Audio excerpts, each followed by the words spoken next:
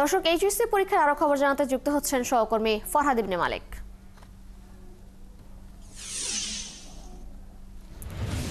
ফরহাদ, আপনি যে কেন্দ্রে আছেন সেখানকার পরীক্ষা কেন্দ্রের সার্বিক পরিস্থিতি কেমন দেখতে পাচ্ছেন জানাবেন।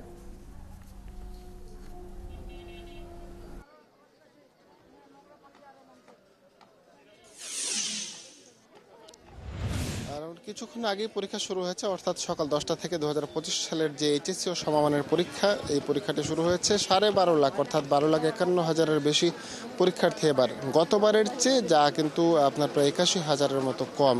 গত 3 বছরে এটাই সবচেয়ে কম এইচএসসি পরীক্ষার্থীর সংখ্যা। এবার ভাসানটেক সরকারি কলেজের সামনে আমরা দাঁড়িয়ে আছি। এখানে পরীক্ষাটি শুরু হচ্ছে সকাল 10টা থেকে।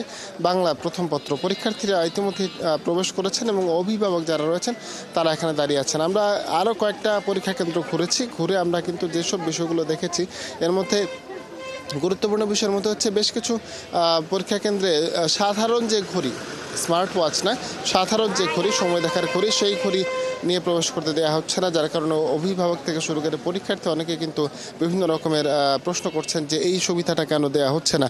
এই যে ভাসানটেক পরীক্ষা কেন্দ্র রয়েছে, এখানে কিছুক্ষণ পর শিক্ষা উপদেষ্টা আসবেন ভাসানটেকের এই পরীক্ষা কেন্দ্রটি পরিদর্শন করতে, পরীক্ষার্থী যারা আছেন তাদের পরিস্থিতি, তাদের অবস্থা জানতে, তারা কী ধরনের পরীক্ষা দিচ্ছেন এবং পরীক্ষা কেন্দ্র রয়েছে সেই কেন্দ্রে কোনো ধরনের সমস্যা, কোনো ধরনের অসুবিধা হচ্ছে কিনা, এসব বিষয়গুলো নিয়েও তারা কথা বলেন। আমরা দু একজন অভিভাবকের সাথে কথা বলি, তারা এখানে এসেছেন। আপনাদের পরীক্ষার্থী কি ছেলে না মেয়ে? মেয়ে। কেমন প্রিপারেশন? আল্লাহ ইনশাল্লাহ অনেক ভালো প্রিপারেশন, ভালো। পরীক্ষা কেন্দ্রে এবার সাধারণ ঘড়ি নিয়ে প্রবেশ করতে দেওয়া হচ্ছে না, জানেন? না, সেটা জানি না। ধন্যবাদ। আপনার সাথে কথা বলি, আপনার ছেলে না মেয়ে? প্রিপারেশন কেমন ছিল?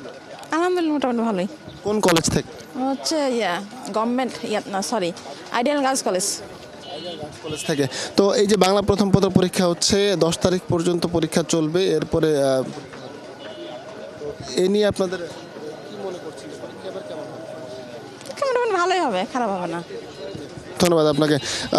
আপনি যে বিষয়টি দেখছিলেন যে পরীক্ষাটি চলছে, 1টা পর্যন্ত পরীক্ষা চলবে, 10 তারিখ পর্যন্ত লিখিত পরীক্ষা, এরপর ব্যবহারিক যে পরীক্ষা রয়েছে সেই পরীক্ষা হবে।